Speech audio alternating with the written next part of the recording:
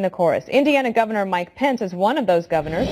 Governor Pence goes on the record from Indianapolis. Thank you for joining us, sir. So this actually kind of grew quickly over the weekend. From your perspective in Indiana, tell me what you're thinking, because President Obama was very critical of the governors today.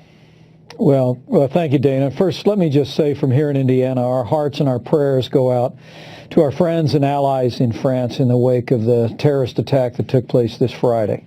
But I have to tell you, we spent the weekend here in the Hoosier State monitoring events, evaluating options that were before us. But with word that one of the terrorists was likely a Syrian refugee who'd come into Central Europe as a part of that program, I directed all state agencies in the state of Indiana today to immediately suspend all resettlement efforts for Syrian refugees until we could receive the absolute assurance that individuals coming into our state did not represent a threat to our people. I have no higher priority as governor of Indiana than the safety and security of our people, and I believe it was appropriate to suspend that program pending not just assurances, but significant changes in the review process that takes place with this resettlement program from Syrian refugees. The State Department actually says that the governors might not actually have a choice. I know that in Indiana, you took in 20 Syrian refugees for this year, 2015, 35 between 2012 and 2014. What would you say to someone that might suggest that legally the governors don't have a right to say that they won't take refugees?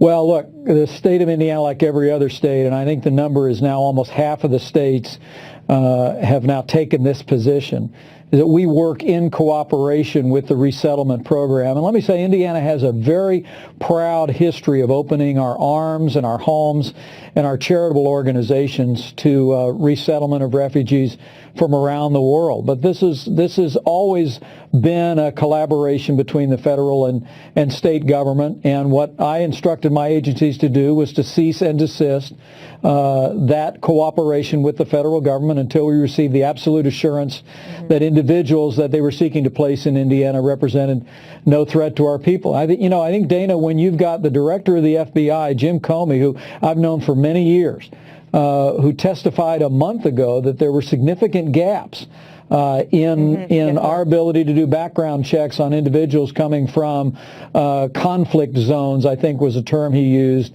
and then the concerns that are being raised on Capitol Hill.